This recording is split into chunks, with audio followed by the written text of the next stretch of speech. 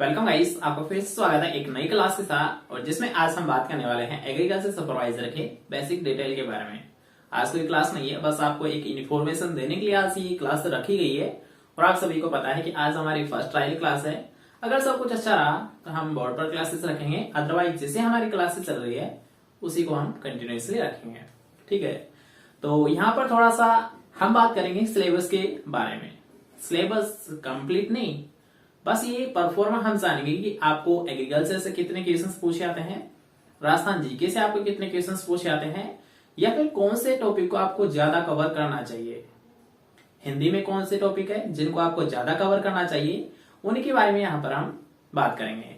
ठीक है, तो सबसे पहले वैसे यहाँ पर एक कमेंट आपका बार बार आ रहा है कि सर जी एग्रीकल्चर सुपरवाइजर की जो पोस्ट है, जो वैकेंसी है, कब तक रिलीज हो जाएगी।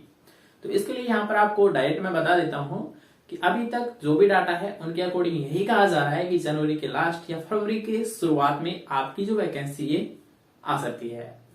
लेकिन ये कोई कंफर्म नहीं कह सकता कि अभी आ जाएगी, फरवरी के शुरुआत में आ जाएगी।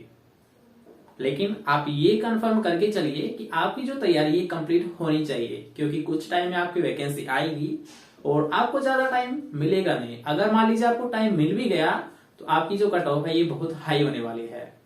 इसके लिए जैसे कि मान लीजिए पिछली बार आपकी जो पोस्ट थी 1800 थी और इस बार केवल 900 की समथिंग आ रही है। ठीक है, ये तो मैक्सिमम मान के चलिए कि 900 पोस्ट अभी बता रखी है। तो मान लीजिए 900 पोस्ट भी आ जाती है तो पहले से कितनी है, हाफ है। तो आप ये मान के चलिए कि कंपटीशन दिनों दिन बढ़ रहा है। और दूसरी बात, यहाँ पर पोस्ट भी आपकी कम है, तो इसके अकॉर्डिंग आपकी जो कट ऑफ रहने वाली है ये बहुत हाई रहेगी। तो इसी अकॉर्डिंग आप तैयारी करते रहिए। First doubt. सेकंड डाउट है कि मान लीजिए कौन स्टूडेंट ऐसे हैं जो कि एग्रीकल्चर सुपरवाइजर के लिए अप्लाई कर सकते हैं, मतलब योग्यता। तो योग्यता के क्या है, इसकी 12th पास है, योग्यता वैसे कम ही है।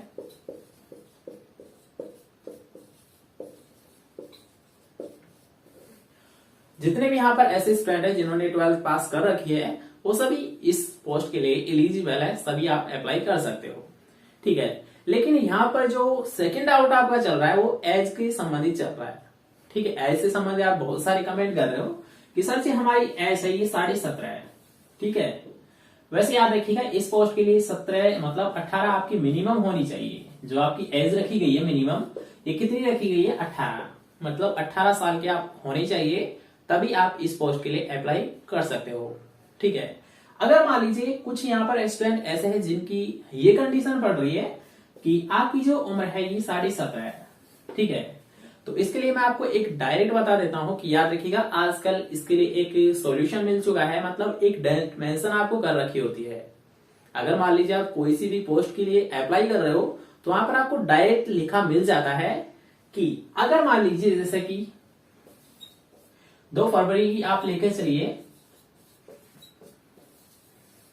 कि मान लीजिए आज पोस्ट निकल चुकी है और वहां पर डायरेक्ट मेंशन आपको कर रखी है 2 फरवरी 2021।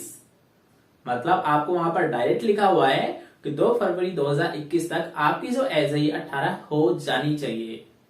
मतलब इसमें तो आपकी कोई डाउट होना नहीं चाहिए कि वहां पर डायरेक्ट आपको मेंशन लिखी हुई है 2/2/2021। मतलब आपकी एज है 18, अगर 2 फरवरी 2021 तक हो जाती है तो आप इसके लिए अप्लाई कर सकते हो, आप इसके लिए एलिजिबल हो। लेकिन अदरवाइज आपकी 1 महीने भी इसमें घट गई तो आप इसके लिए अप्लाई नहीं कर सकते। क्यों? क्योंकि वहां पर डायरेक्ट आपको डेट मेंशन कर रखी है कि 2 फरवरी 2021 तक आपकी जो एज है ये 18 हो जानी चाहिए।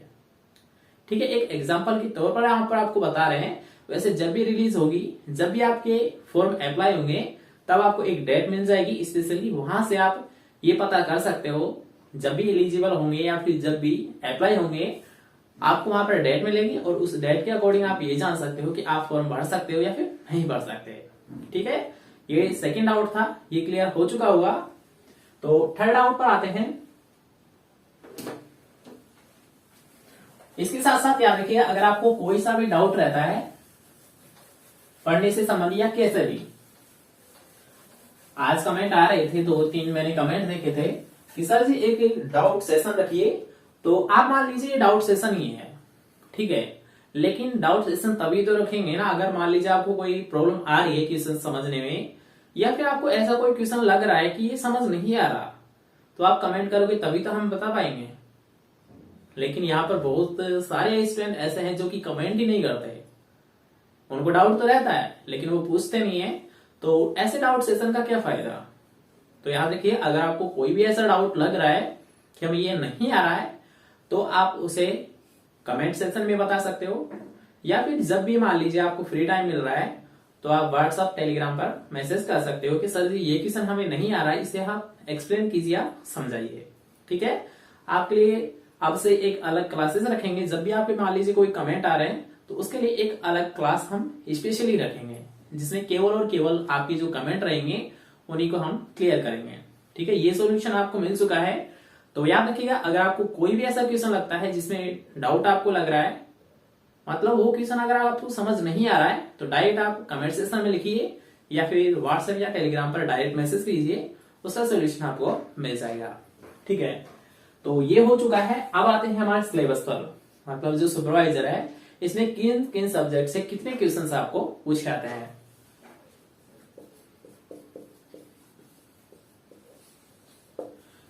तो सबसे पहले यहां पर जान लीजिए, 3 सब्जेक्ट आपसे पूछी आती है वैसे एग्रीकल्चर सुपरवाइजर में।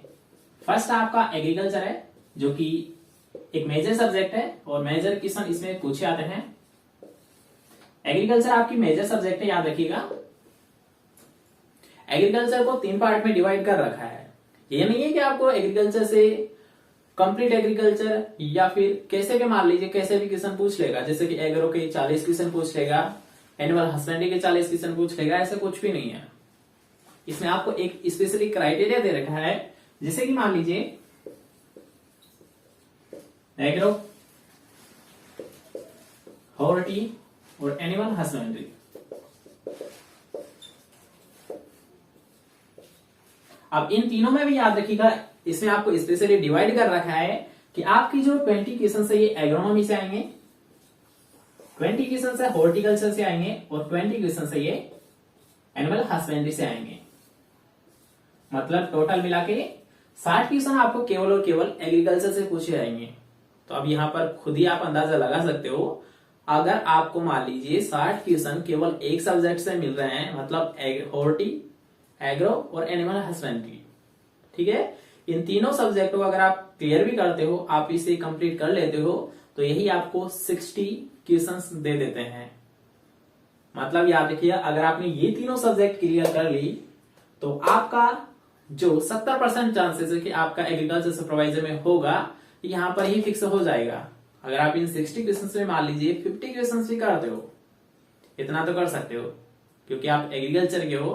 तो याद रखिएगा, यहाँ पर जो 60 क्वेश्चन है ना, इनमें 20 से 30 क्वेश्चन तो ऐसे आएंगे जो कि आप बार बार पढ़ते हो। अगर आपने थोड़ा भी एक बार भी चैप्टर को क्लियर कर लिया ना, वो 30 क्वेश्चन तो आपके इजिली हो जाते हैं। बस 30 क्वेश्चन के लिए आपको क्या करना पड़ता है, थोड़ा सा डीपली आपको पढ़ना पड़ता है, या फिर आपको जो भी आप पढ़ते हो उसे कंटेस्ट करना पड़ता है। ठीक है, 30 क्वेश्चन लगभग सभी स्टूडेंट कर देते हैं। 30 क्वेश्चन वही कर पाते हैं जो कि अच्छे से कोर्स को कंप्लीट कर रहे हैं या फिर थोड़ा सा डीपली वो पढ़ रहे हैं। ठीक है, ये आपको क्लियर करा देंगे वैसे जब भी कोर्स चलेगा। तो ये हुआ, याद रखिएगा, एग्रीकल्चर के आपको 60 क्वेश्चन पूछे आएंगे, 20 क्वेश्चन एग्रो के, 20 क्वेश्चन हॉर्टिकल्चर और 20 क्वेश्चन एनिमल हस्बेंड्री। इसके बाद में आपकी सेकंड चैप्टर मतलब सेकंड सब्जेक्ट राजस्थान जीके। तो याद रखिएगा, राजस्थान जीके भी एक अच्छा रोल निभाती है। इसमें कितने क्वेश्चंस पूछे आते हैं एग्रीकल्चर सुपरवाइजर में, 25 क्वेश्चंस आपको राजस्थान जीके से देखने को मिलते हैं। अब याद रखिएगा, राजस्थान जीके में तीनों चैप्टर आ जाते हैं, जैसे कि मान लीजिए हिस्ट्री वाला पोर्शन है, जियोग्राफ वाला पोर्शन है और एक आर्ट और कल्चर वाला पोर्शन है।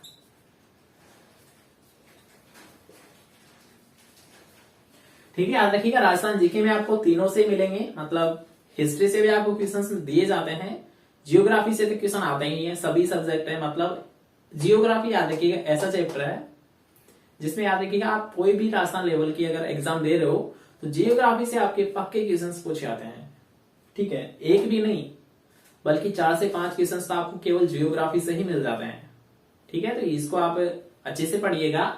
यहाँ पर याद रखिएगा जो आर्ट और कल्चर है, राजस्थान जीके का जो पोर्शन है आर्ट और कल्चर का, इसको आपको सबसे ज्यादा फोकस करना है, क्योंकि आपके जो सबसे ज्यादा क्वेश्चंस पूछे आएंगे वो आर्ट और कल्चर से ही आपको पूछे आएंगे। ठीक है, तो इसको आप जरूर नोट डाउन कर ले कि आर्ट और कल्चर आपको सबसे ज्यादा पढ़नी है राजस्थान जीके में। एग्रीकल्चर का कोई यहाँ पर स्पेशल नहीं है कि आपको एग्रो को ज्यादा पढ़ना है, मतलब आपको तीनों सब्जेक्ट को बराबर टाइम देना है। अगर आप एग्रो को 1 घंटा दे रहे हो तो आप हॉर्टी को भी 1 घंटा आपको देना पड़ेगा और एनिमल हस्बेंड्री को भी आपको 1 घंटा देना पड़ेगा। तीनों का सेम है, लेकिन याद रखिएगा राजस्थान जीके अगर आप पढ़ रहे हो तो इसमें आपको हिस्ट्री को थोड़ा कम देना है, हिस्ट्री को थोड़ा सा कम देना है। सबसे ज्यादा यहाँ पर जो टाइम देना है अभी आपको आर्ट और कल्चर पर आपको देना है, उससे कम जियोग्राफी। वैसे जियोग्राफी याद रखिएगा लगभग आपने पढ़ रखी होगी। अगर आप फर्स्ट चैप्टर भी खोलते हो राजस्थान जीके का तो सबसे पहले आपको जियोग्राफी देखने को मिलती है। ठीक है, तो जियोग्राफी में आपको कोई दिक्कत आएगी नहीं, बस आपको यहाँ पर थोड़ा सा फोकस करना है तो केवल और केवल आर्ट और कल्चर पर फोकस करना है। ठीक है, अब आते हैं हमारे थर्ड सब्जेक्ट हिंदी पर। तो हिंदी के मुख्यतः यहाँ पर याद रखिए आपको 15 क्वेश्चन पूछे आएंगे। ठीक है, 15 क्वेश्चन आपको पूछे आएंगे।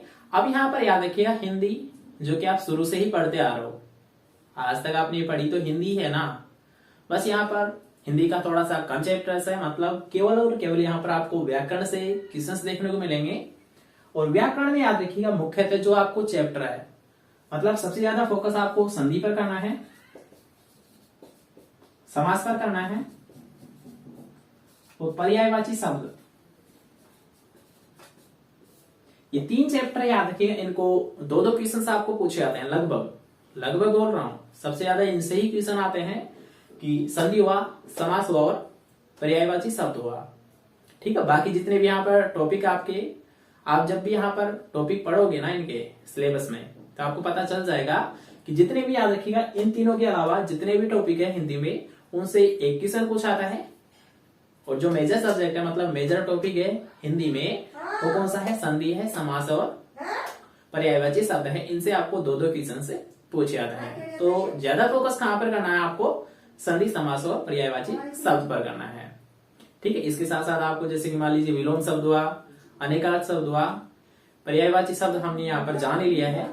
इसके साथ साथ शब्द शुद्धि हुआ, वाक्य शुद्धि हुआ, ये सारे टॉपिक आपको देखने को मिलेंगे। मतलब जो भी व्याकरण में आपके टॉपिक चलते हैं वो सारे आपको पढ़ने हैं हिंदी में। और केवल आपको क्वेश्चन कितने पूछे जाएंगे? इससे केवल 15 क्वेश्चन आपको पूछे जाएंगे। ठीक है, तो सबसे पहले यहाँ पर आपको एक तरीका, अगर आप जानना चाहते हो कि हम कैसे पढ़े, तो सबसे पहले तो आप एग्रीकल्चर को क्लियर कीजिए। एग्रीकल्चर को कैसे पढ़ना है? तीनों को आपको सेम टाइम देना है। अगर आप एग्रो को 1 घंटा दे रहे हो तो आप हॉर्टी को भी 1 घंटा दीजिए और एनिमल हस्बेंड्री को भी 1 घंटा दीजिए। ठीक है, सबसे ज्यादा फोकस एग्रीकल्चर पर करना है, उससे कम फोकस आपको राजस्थान जीके पे करना है। और राजस्थान जीके में अगर आप पढ़ना चाह रहे हो सबसे ज्यादा, तो कौन सा चैप्टर करना है, मतलब कौन से टॉपिक्स को आपको क्लियर करना है? आर्ट और कल्चर के जितने भी टॉपिक है, आर्ट और कल्चर में जितने भी टॉपिक है उनको आपको सही से याद कर लेना है। उससे कम जियोग्राफी को पढ़ना है और सबसे कम हिस्ट्री को पढ़ना है। ठीक है, अभी की सिचुएशन के अकॉर्डिंग आपको हिस्ट्री को बहुत कम टाइम देना है, बाकी आर्ट और कल्चर को सबसे ज्यादा और जियोग्राफी को थोड़ा सा कम। ठीक है, और हिंदी के यहाँ पर आपको बता ही दिया है कि याद रखिए हिंदी में सबसे ज्यादा आपको संधि, समास और पर्यायवाची शब्द पे रखना है फोकस सबसे ज्यादा। इसके बाद में जैसे कि मान लीजिए विलोम शब्द, तो याद रखिएगा विलोम शब्द तो आप समझते होंगे बहुत कॉमन होते हैं, ऐसे ही पूछे जा सकते हैं। ठीक है, तो विलोम शब्द याद रखिए 1-2 बार आप पढ़ जरूर लेना, क्योंकि विलोम शब्द को जितने बार आप रिपीट करोगे ना उतना ही आपके लिए सबसे बेस्ट साबित होगा।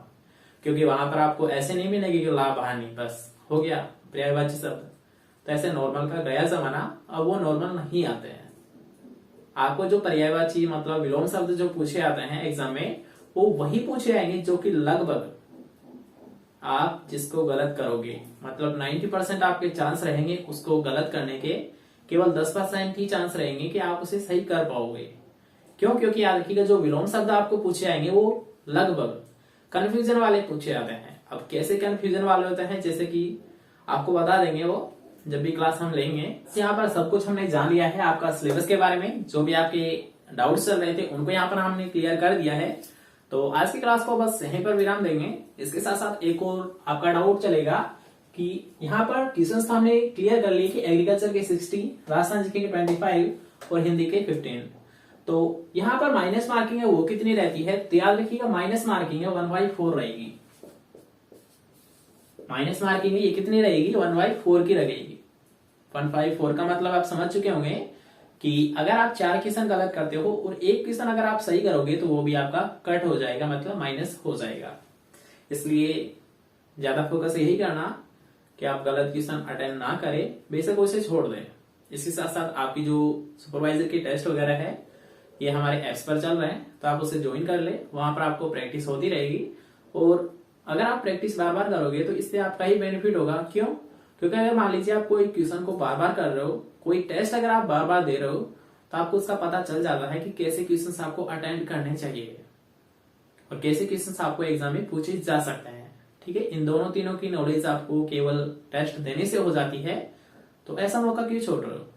और बहुत कम प्राइस में आपके वहां पर टेस्ट चल रहे हैं, तो एप्लीकेशन को डाउनलोड कर लीजिएगा।